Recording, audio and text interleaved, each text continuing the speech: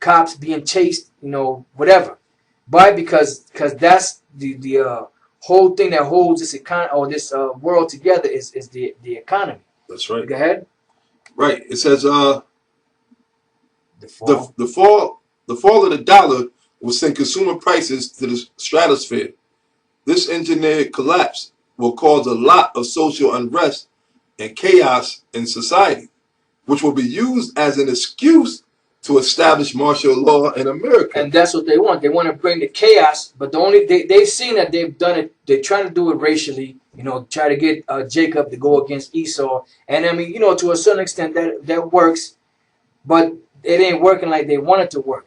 So they know that the final straw, in order to really get this chaos really going, it has to be something done financially to where it affects everybody. So where people just go out there and just riot and go all out. Go against the cops, go against the military, go against anybody that stands in their way of them taking care of their family. And then that's when they want to bring in this martial law. That's right. Go ahead. Right. It says people will start using the currencies. Other currencies. Other currencies. Like the euro and the American way of life will be history. The globalists may also use this opportunity to merge the United States with Canada and Mexico, thereby creating a North American Union. That will essentially spell the end of American sovereignty. Right, and that's basically what they're trying to bring. They set up America basically to bring about this new world order. All right, America wasn't set up as a beacon of light for all people to come here and prosper. America was basically set up to establish a new world order, and they're going to fail miserably. So now let's go take a look at some scriptures, and then we'll look at a few other documents along the way. All right, so as you can see, we read the first document and letting you know that these devils are basically trying to control everything through the Federal Reserve. That's why you got the prices going up and down. And we're going to deal with that. That's dealing with inflation and hyperinflation. Which we're going to explain that to you, brothers, so you can understand the difference between inflation, hyperinflation, and the reason why the money it seems like it's going up and down. But or should I say, it seems like the prices are going up and down. But it's not the prices that are going up and down. It's the actual money that's in circulation. So let's go from there to 2nd Ezra chapter 9. Let's start at the first verse and read down to the 4th verse. Okay, this is 2nd Ezra chapter 9, verse 1. He answered me then and said, measure thou the time diligently in itself. Right, so when he said measure thou the time diligently within itself, this is the Lord, the angel of the Lord speaking to Ezra. So now, what are we supposed to be doing? We're supposed to be hastening for the day, measuring the time, watching, seeing what things are happening so we can know around what time we're going to get out of here. He said, measure out the time diligently. Hey, I'm sorry, bro, not to cut you off. Just when you look in the scriptures, man, if you in the scriptures, you know that all the men of the Lord, that was the thing they was always concerned with. When was the Lord going to finish his work? When was the Lord going to destroy this place? When was the Lord going to deliver us? When was the Lord going to set Israel back up in power over all these nations? So that's what. Wait a minute. When Yahushua, when he was crucified and he rose up, the first thing that the apostles asked him, "Will thou at this time restore again the kingdom to Israel?" So all the prophets always look for that. That's right. When you read the first chapter, I believe it is. It spoke about what the prophets wanted to find out what time the Messiah that was supposed to come was going to suffer, and that would dictate when the kingdom was going to be raised up. Right. So they wanted to know the time. They was always looking for. It's always a time. Yep. Hasten the day, measure the time. Watch as well as pray. Right. Right. Basically, it's about time, and it's about time for these devils to go down. All right. Salvation draw up near. That's right. And when we believe, that's right. Go ahead. Right. It says, he answered me then and said, measure out the time diligently in itself, and when thou seest part of the signs past, which I have told thee before, then shalt thou understand that it is the very same time wherein the highest will begin to visit the world which he made. Therefore, when there shall be seen earthquakes and uproars of the people in the world. Do you not see many earthquakes in the world today? And now it says in uproars of the people. Now what's going to cause the uproars of the people? Because if you're a person in your right mind and you have money, finances, you have a place to stay, you have a family, you know, you have a car, whatever, you know, whatever situation you're in, as long as your family, you and your family are taken care of and your financial situation is straight, you're not going to have a problem. You're not going to rebel. You're not going to uprise. You're not going to revolt. What's going to cause these uproars of the people is going to be the unjust workings or the unjust dealings of the rulers that are in power.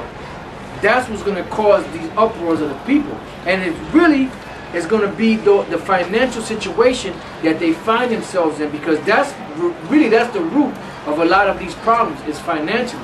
You know what I'm saying? Now I'm going to say, and that's why you got to occupy Wall Street and all them other streets. Right. Because basically they all hurting. All these people don't went to college, you know, which was supposed to be the right way to do things, and they can't get no jobs.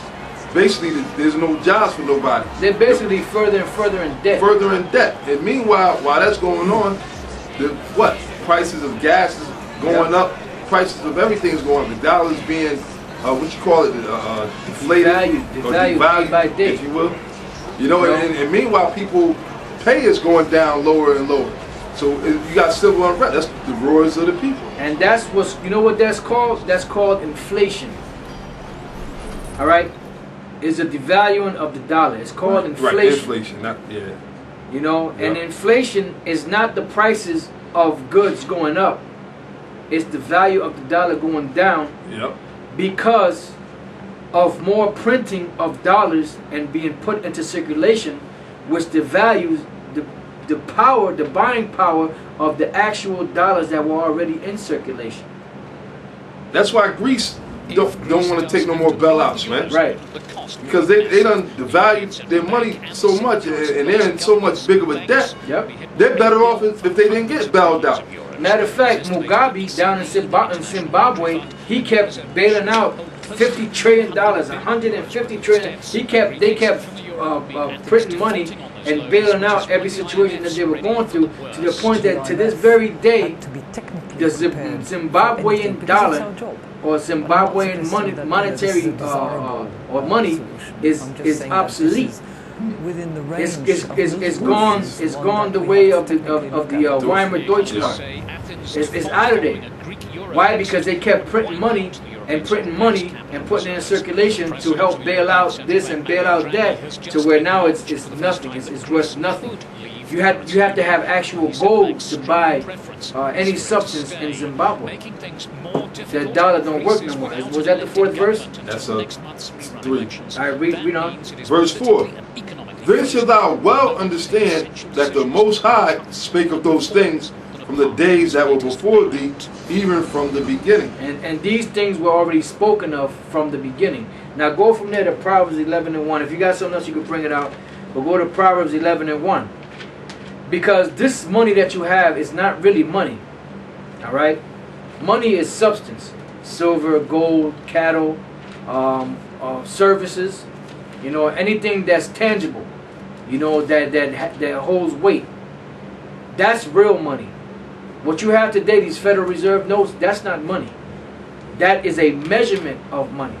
Because when they were first in circulation, the dollars that you see in circulation, they were silver certificates and gold certificates. Meaning that you had a certain amount of gold or a certain amount of silver in a bank, and they would give you these certificates. So where if you go to another bank and give them a $1 certificate or silver certificate or a $5 or $10 gold certificate, you were able to get $1 of silver or $5 of gold or $10 of gold out of that bank. That's it. But the stuff you got today is called fiat money, which is made up money or monopoly money. Okay? Something real quick. Proverbs 23 verse 4. Labor not to be rich. Cease from thine own wisdom. Wilt thou set thine eyes upon that which is not? Right. Would you set your eyes upon that which is not? What's that? That's these FRNs. And like Elder Tar always says, man, with this guy Mayweather, I mean, he's a bad dude. He's, you know, he gets down in the boxing. He's a top boxer. You know, pound for pound, dude is nasty. But with all of that, he doesn't know that the money that he got, he's holding stacks of money. Hey brother, let me get that down there, that stack of papers down there. He'll pull out of his pocket a stack of money like this, right? Out of one dollar pocket, bills out of one pocket, and pull out another $100. yeah, another stack on the other side. And he's like, yeah, I'm young, I'm rich.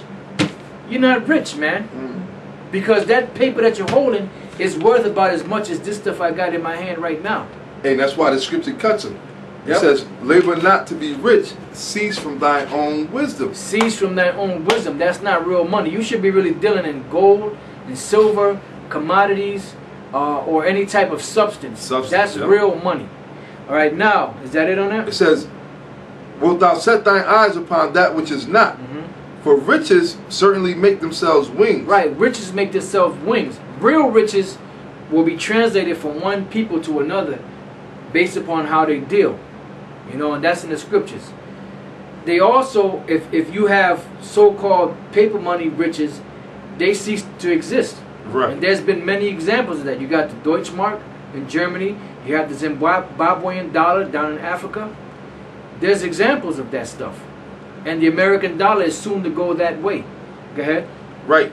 Then fly away as an eagle toward heaven. They fly away as an eagle towards heaven. So 1 minute you might be rich in this society with the dollar bill. 1 minute you're rich, the next minute you're in the poorhouse. Why? Because those dollars, that's not real money. Now go to Proverbs 11:1. And this is the reason why the Most High always stressed in his laws to have righteous balances. And those balances is dealing with the money system. Go ahead. Proverbs 11:1.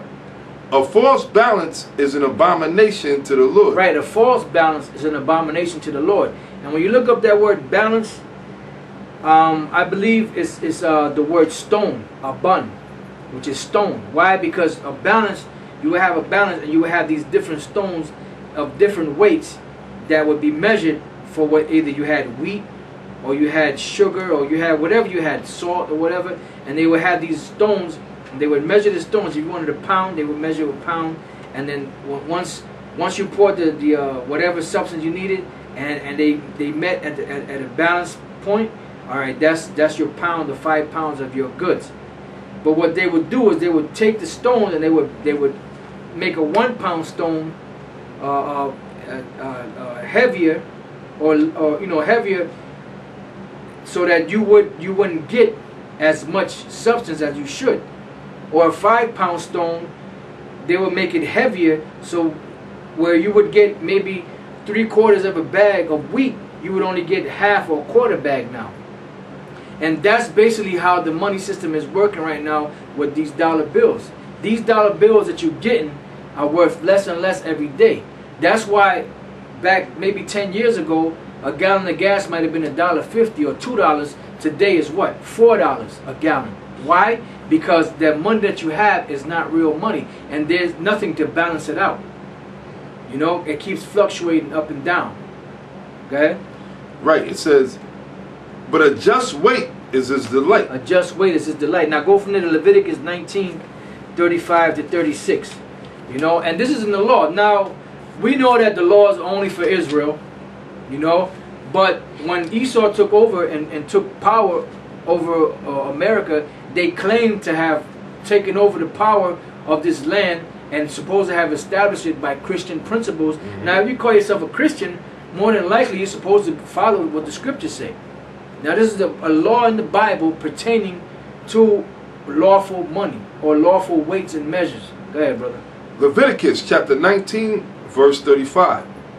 Ye shall do no unrighteousness in judgment, in meat yard, in weight, or in measure. Right, you're not supposed to do any unrighteousness in judgment, in meat yard, in weight, or in measure. Why? Because if you do that, if you do wickedness in those, as a matter of fact, give me the book of Ecclesiasticus 27 in the Apocrypha, because this is what it said. This is what it says in the Apocrypha, and this is a good scripture to bring out, because when you buying and selling basically the person that's selling, they're trying to get over